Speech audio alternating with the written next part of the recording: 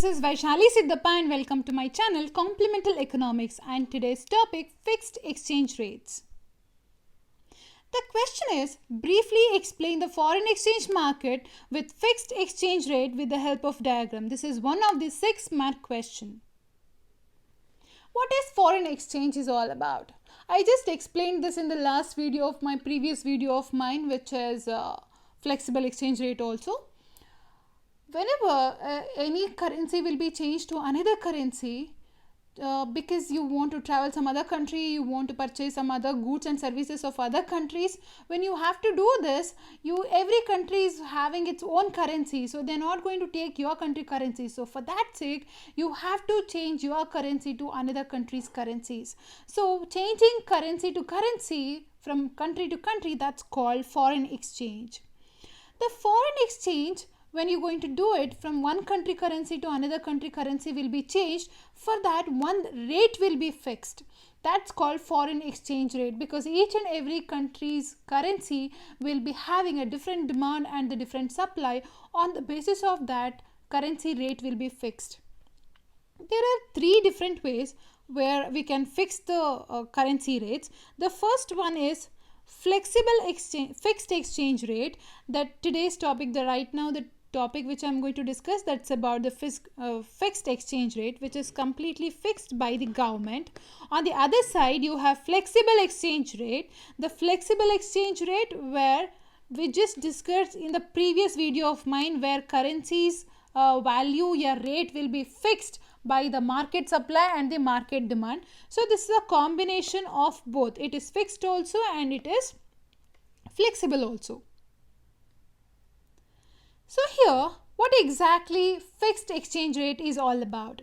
The government always try to peg the value of one currency to another currency. That means in this kind of a economy, in this kind of a exchange rate system, the government fixes the exchange rate at particular level. So this is called fixed exchange rate. So you can see here, 2 countries are trying to hold the currency price. So another side, you have a floating one, which I've already discussed in the previous video of mine.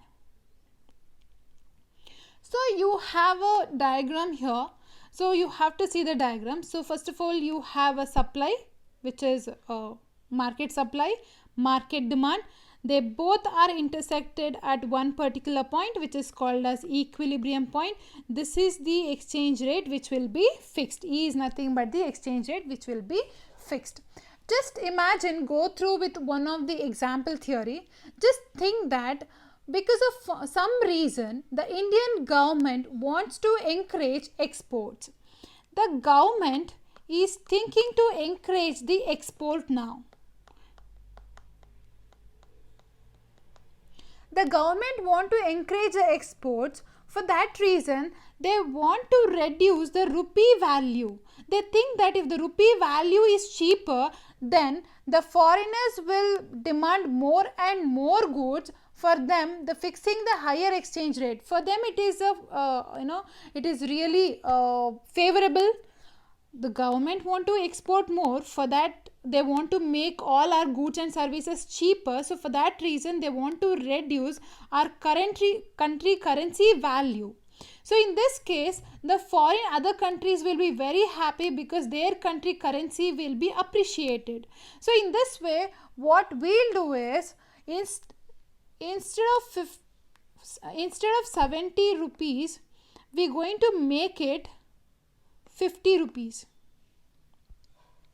So what we will do is, in this case, government want to increase the export. For this reason, to make it the rupee cheaper, so what we'll do is, the higher exchange rate, say 70 per dollar, from the current exchange rate to 50 per dollar. So in this case, what we'll do is, the new exchange rate will be set at the E1. So you can see here,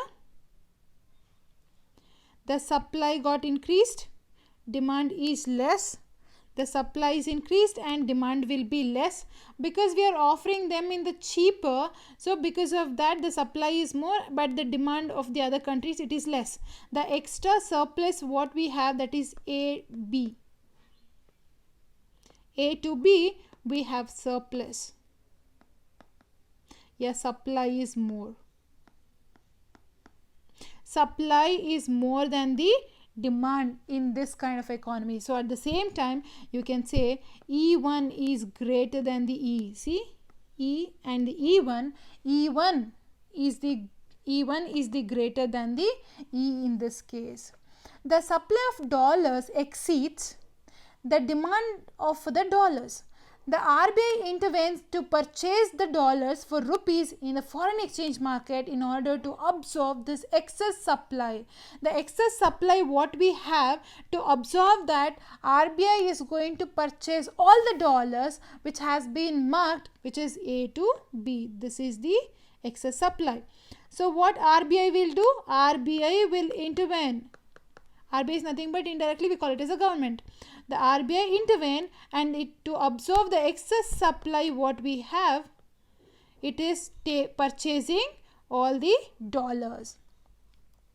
Through intervention, the government can maintain any exchange rate in the economy, but it will be accumulating more and more foreign exchange so long as this intervention goes on.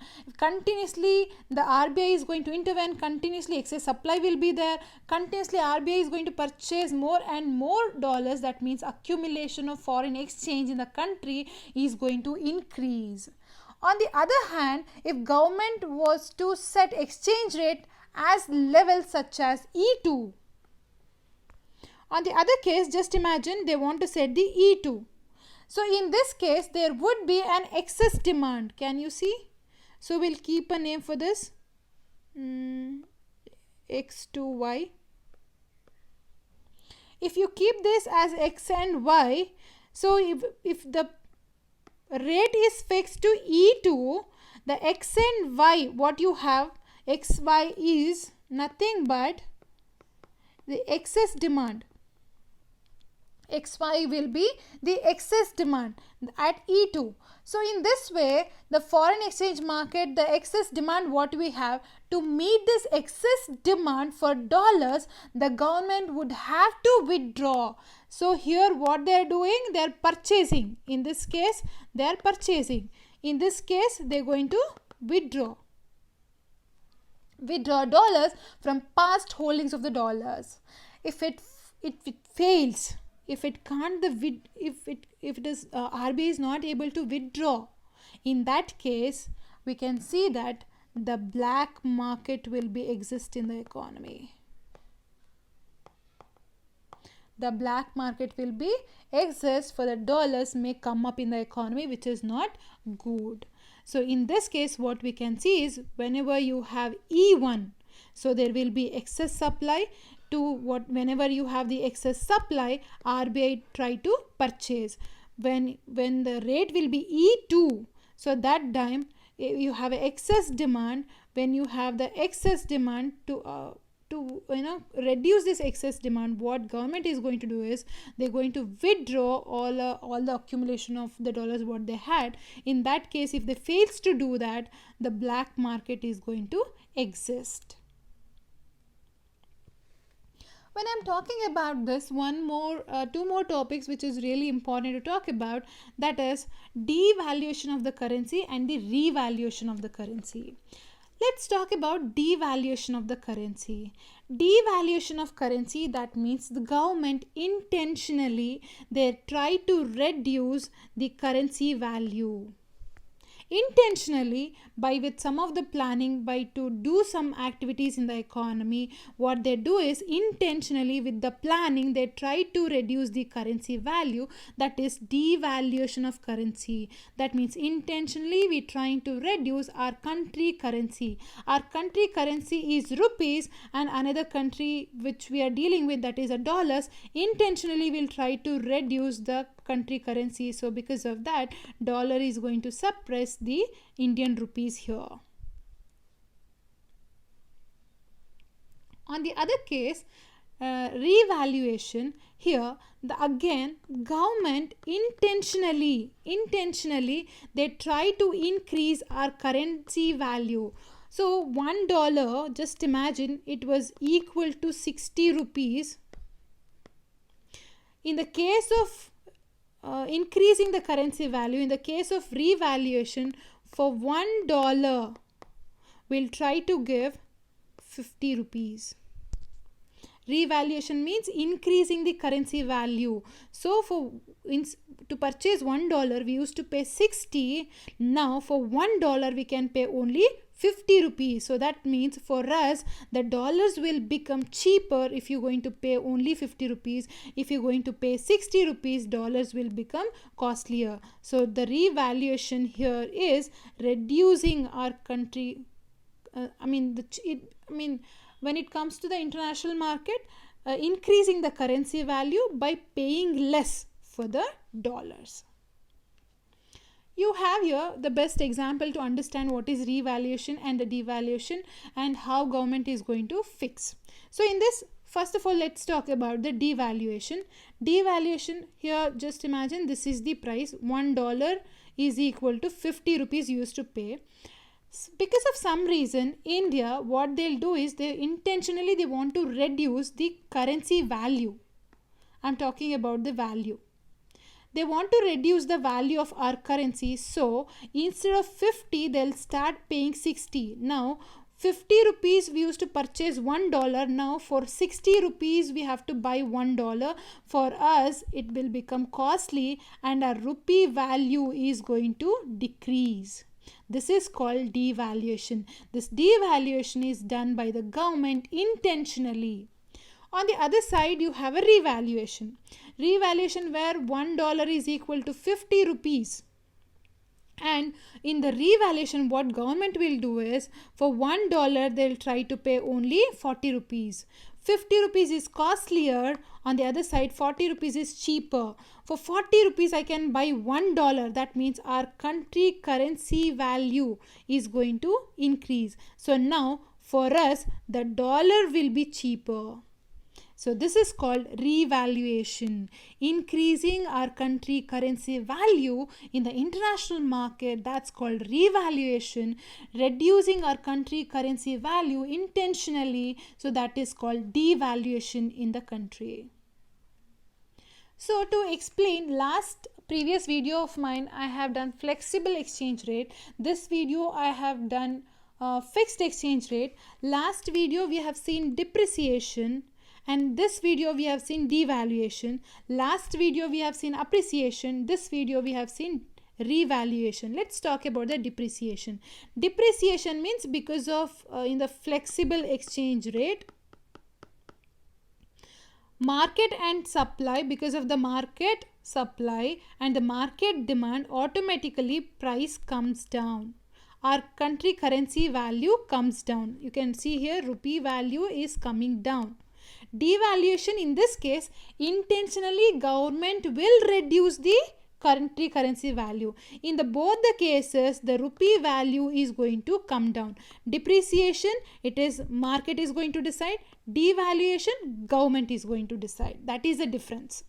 On the other side, appreciation and revaluation, one are the other same. Why it is same? Because in this one, country currency value going to increase. You can see here, country currency value is going to increase. You can see here, the country currency value is going to move towards the upward. Why it is moving upward? Because our country currency value, because of the market, appreciated. That means in the international market, because of the market supply of the currency, market demand currency is going to decide that our country currency value going to increase. So if it is going to increase, that is called appreciation. Revaluation means government is going to think to increase our country currency value. That is called revaluation. This is automatic. Appreciation is automatic. Revaluation is by the government. But both the cases, our country currency value is going to increase. In these two, both the cases, country currency value is going to come down. It is by the market forces. This is by the government. This is by the market forces increasing. This is because of the government, it's going to increase. That is the difference between the depreciation and devaluation, appreciation and revaluation. So I hope you have understood the concept. So if you really like my video, please subscribe and share. Thank you so much.